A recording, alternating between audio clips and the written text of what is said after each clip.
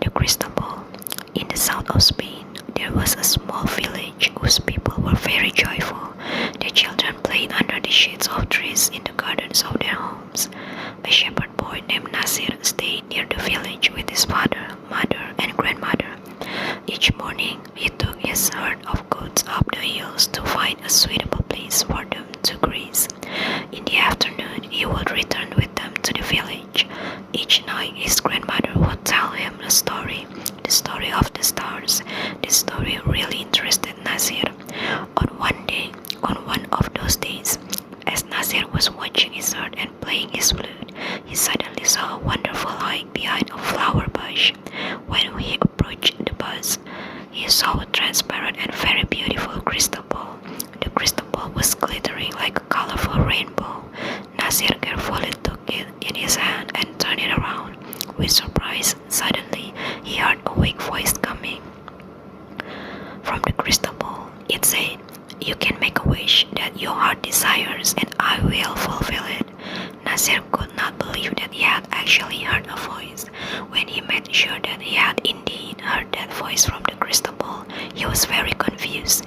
He had so many wishes that he could not decide upon one particular wish. He said to himself, "If I wait till tomorrow, I will remember many things. Then I will make my wish." He put the crystal ball in a bag and, gathering the herd, happily returned to the village. He decided that he would not tell anyone about the crystal ball. On the following day also, Nasir could not decide what to wish for because he really had everything he needed. The days passed as usual, but Nasir was still unable to make his wish. But he appeared to be very cheerful. The people around him were amazed to see the change in his disposition. One day, a boy followed Nasir and his herd and he hid behind a tree. Nasir, as usual, sat in one corner, took out the crystal ball, and for a few moments looked at it. The boy waited for the moment when Nasir would go to sleep. When Nasir did fall asleep, after a while, the boy took the crystal ball and ran away. When he arrived at the village, he called all the people and showed them the crystal ball. The citizens of that village took the crystal ball in their hands and turned it around with a surprise. Suddenly, they heard a voice from inside the crystal ball, which said, "I can fulfill your wish." One person took the ball and screamed, "I want one bag full of gold." Another took the ball and said loudly, "I want 2 chests full of jewelry." Some of them wished that they would have their own palace with a grand door made from pure gold instead of their old houses. Some others wished for bags full of jewelry. All their wishes were fulfilled, but still the citizens of the village were not happy. They were jealous because the person that had a palace had no gold and the person that had the gold had no palace. For this reason, the citizens of the village were angry with each other and stopped speaking to each other. The gardens in the village where children used to play were no more. There were palaces and gold everywhere. The children became terribly unhappy. Only Nasir and his family were happy and content. Every morning and afternoon he would play the flute. One day, the children of the village took the crystal ball to Nasir. The children said to Nasir, "When we had a small village, we all were happy and joyful." The parents also spoke, "In one way or another, all of us are unhappy. Luxurious palaces and jewelry only bring us pain." When Nasir saw that the people were really regretful, he said, "Even though the crystal ball asked me to wish for something, I have not done it so far. But if you really want everything to return to its own place, then I will wish for it." Everyone happily agreed. Nasir took the crystal ball in his hand, turned it around, and wished that the village would become the same as it was before. In a moment, the palaces disappeared, the green gardens appeared, and the same old village full of trees was there.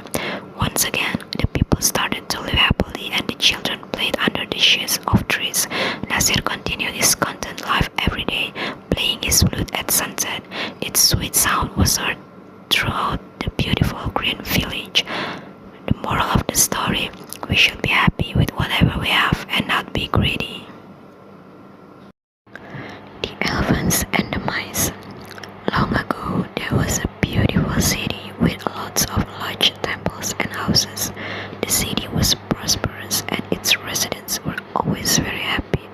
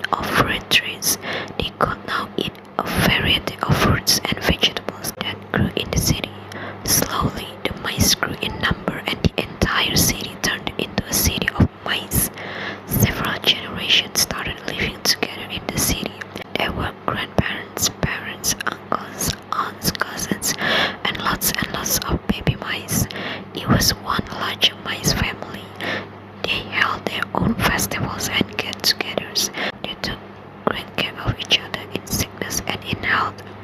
Far away from the city, there was a very dense forest. A huge river used to pass through the forest, supplying clean water to all the animals staying in the jungle. Amongst the animals, there was a big herd of elephants.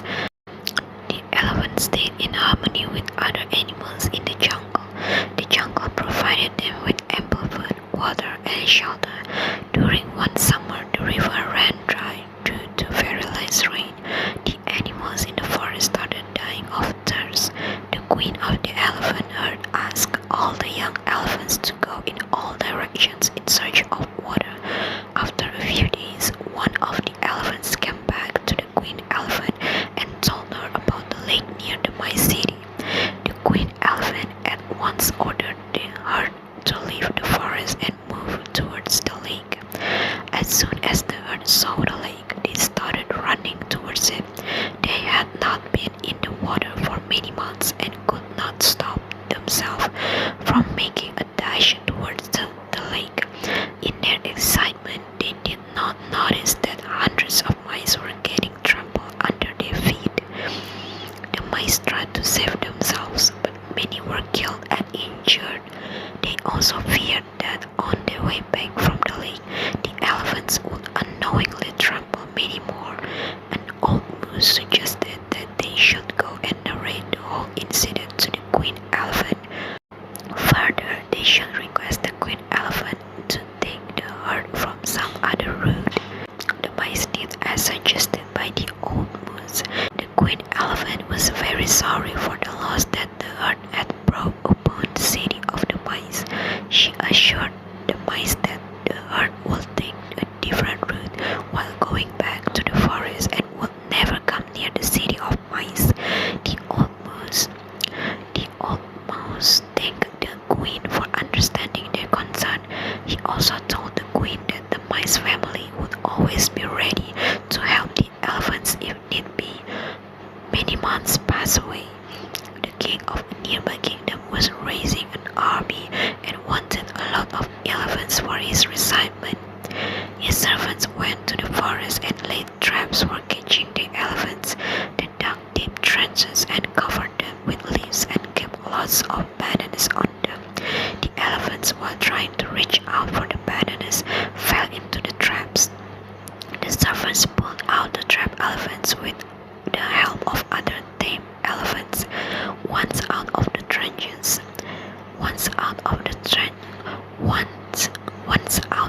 trenches, the servants tied them up to the trees with the help of thick ropes and went back to inform the king. The queen elephant was one among those who got trapped. She kept calm and started thinking of a way to escape. At once, she thought of the old mouse and his promise of helping the elephants whenever required. She called one of the young elephants who had not fallen into the trench and was still free. She asked the young elephant to go to the city of mice and narrate the entire incident. The young elephant did as instructed. Soon, thousands of mice came running to the forest to help their friends in this hour of need. Within minutes, they cut loose the ropes with their sharp teeth. The elephants were free again. The queen elephant thanked the old mouse for remembering the promise and for rescuing the elephants from their captures. The old mouse was happy that the mice were able to help the elephants and thus repay the debt. The elephants and the mice became great friends. They lived in peace ever after. The elephant and the dog. Long ago, there was a king who had deep affection for all the animals, especially elephants. He had built a very large stable for his royal elephant. A caretaker was appointed to make sure that all the needs of the royal elephant were met. The king had also ordered that special nutritious food be served to the elephant every day to keep him healthy. One afternoon, a stray dog entered the royal stable. The elephant was resting under a shady tree. The dog spotted the food left over by the elephant and ate to its heart's content. The elephant saw the dog eating the leftover food. From that day on, the elephant gladly let the dog share share his food. Soon the two became very good friends. The dog started staying in the stable and the caretaker too did not mind it. Soon the dog too became very healthy. One day a farmer saw the dog and asked the caretaker if he would sell the dog to him. He offered good money for the dog. Although the dog did not belong to the caretaker, he accepted the money and gave the dog to the farmer. After the farmer took the dog away, the royal elephant became very sad. He lost his only friend in the royal stable. He missed his friend during the meal times and refused to eat or drink and soon became very weak. The news of the elephant's failing health quickly reached the king. He rushed to the royal stable to inquire. The caretaker knew why the elephant was so desolate and refused food and water, but he did not speak up. He was afraid that if the king came to know what he sold a dog which was not rightfully his, he would be punished. So he feigned ignorance. The royal vet was called to check the health of the elephant. Even after thorough examination, the vet was unable to ascertain why the elephant was not eating and drinking. He concluded that being an emotional animal, the elephant was very sad about something. The king's guards questioned all the servants in the stable to find out what could be reason for the royal elephant's sorrow. They came to know about the dog who lived with the elephant and was his close friend. They also came to know what the dog had been missing since the last few days. The king called his chief minister, told him about the whole situation and asked him for a solution. Upon the chief minister's suggestion, an announcement was made in the entire kingdom that whoever had the dog should return it immediately and he would be rewarded handsomely. The farmer heard the announcement and immediately reached the king's palace along with the dog. He told the king that he had bought the dog from the caretaker of the royal elephant. The caretaker was called immediately and he confessed selling the dog even though he had no right to do so. The king ordered the dog to be returned to the stable alongside the elephant. The caretaker was ordered to return the farmer's money. He was also ordered to look after the dog as well along with the elephant. The royal elephant was very happy to see his friend back. Food was served to both of them and they ate together. The cattle who gave birth, Nasreddin Hoja. Nasreddin Hoja admired his neighbor's cattle a lot. It was big and beautiful, painted and glazed in many lovely colors. He wanted that cattle for himself. Being a witty and intelligent man, he decided to play a trick by which he would get the cattle for his own. He went to his neighbor and said, "My dear neighbor, I need to borrow your cattle. My own has developed a leak and I have relatives visiting me shortly." The neighbor did not like Hoja, but he was a pious man and gave his cattle away anyway. Hoja took the cattle and promised to return it the next day. Many days passed and there was no sign of the cattle. At length the neighbor went to Hoja's house and called, "Neighbor, I have been waiting for so many days. Why did you not bring my cattle back?" Hoja replied, "Oh, my friend, you come at a wonderful time. Your cattle was actually in a delicate condition and she gave birth to a little cattle.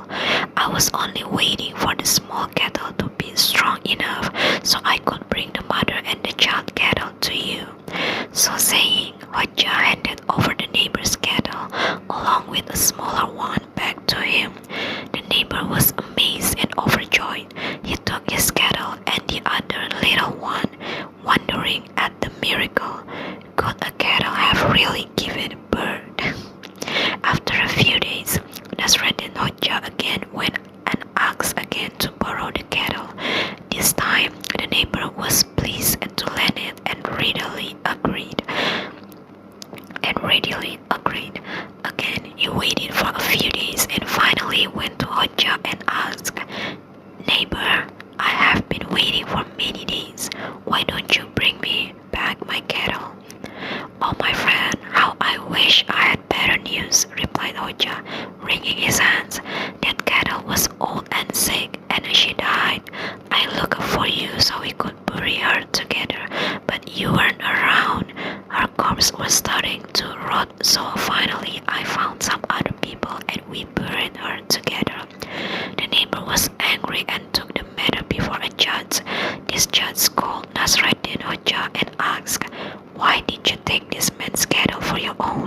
Hoja answered. The cat was old and sick, and she died.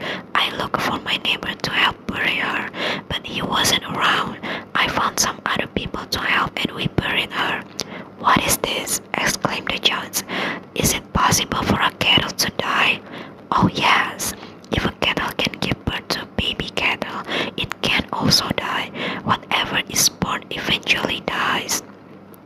The judge was baffled and he asked for the complete story. Hoja narrated all the incidents that led to the cattle's disappearance. The neighbor looked at the ground, ashamed. The judge laughed and understood that Hoja was a very shrewd man and decided that Hoja should be given the cattle. The Ugly Duckling Story. Once upon a time, there was a duck. She lived in the forest. One day, she laid some eggs. After warming them carefully, the duck waited for the eggs to hatch. As she watched, 3 of her eggs cracked and 3 lovely ducklings came into the world. The mother duck was overjoyed, but the largest egg was still there. At last, the great egg burst, but it was large, grey, and ugly. The mother duck looked at it. Oh no, it can't be my baby. How ugly and different it is from all my other children, Mother Duck said. The ugly duckling was hated by his brothers and sisters. They would often mock at him. The ugly duckling felt so sad that he ran away from home one day. Walking alone, the ugly duckling came upon a house. As he peeped inside, he saw an old woman sitting idle. At her foot sat a cat and a hen. Suddenly, the woman noticed the duckling. At first, the woman cuddled the duckling, but the very next moment, she screamed at him in anger. "Away from here, you ugly duckling," she said. The duckling ran out of the house. Once again, the poor duckling went walking sadly. He spent the rest of his day and night crying all alone. He felt lonely and miserable, but the ugly duckling was hopeful in his heart. Then one day the duckling saw a pond. His eyes lit up in joy as he had seen water after so many days. The ugly duckling hoped of joy. He swam to his satisfaction, but his happiness was short-lived. Winter had started and the cold wind had started to blow. Due to cold weather, the pond had frozen. Now the ugly duckling couldn't swim. A little while later, a kind farmer happened to pass that way. Taking pity on the duckling's miserable condition, he took him home. The farmer nursed the duckling and soon the bird was well. Then the farmer left the duckling in the pond. One morning, the duckling saw the beautiful swans around him. The duckling was ashamed of himself and bent his head low. He saw beneath the water his own reflection. It was the reflection of a sun. He was no longer a grey, ugly bird. The duckling was amazed. Actually, he had grown into a beautiful swan. Those beautiful swans were his brothers and sisters. The ugly duckling remembered how everyone used to ignore him. The ugly duckling now heard the swans say that he was the most beautiful among them. Now he was no more the ugly duckling. Snow White and the Good Witch. Fairy tale retold. Once upon a time, in a kingdom far, far away, a queen gives birth to a baby girl. The girl is beautiful, with skin as white as snow, lips as red as blood, and hair as black as ebony. They name her Snow White.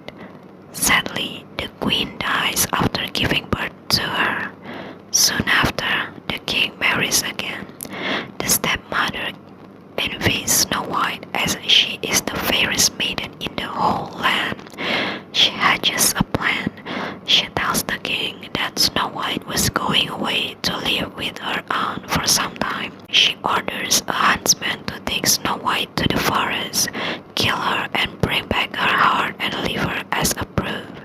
The huntsman takes Snow White into the forest but is unable to kill her as he was loyal to the old queen.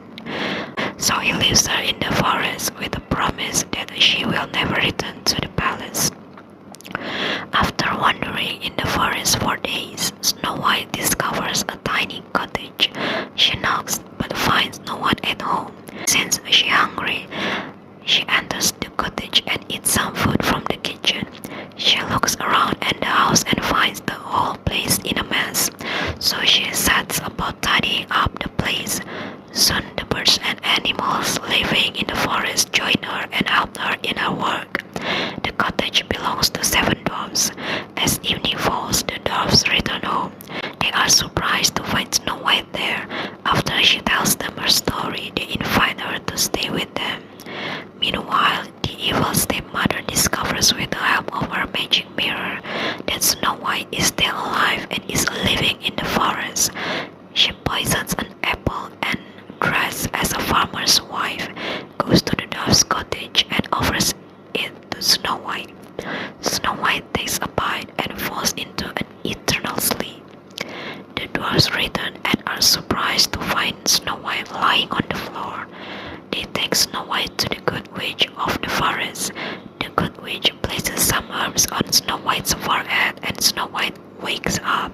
She tells the Good Witch all that happened with the farmer's wife. The Good Witch looks into her mirror of truth and finds out that it was actually the evil stepmother who was disguised as the farmer's wife and poisoned Snow White.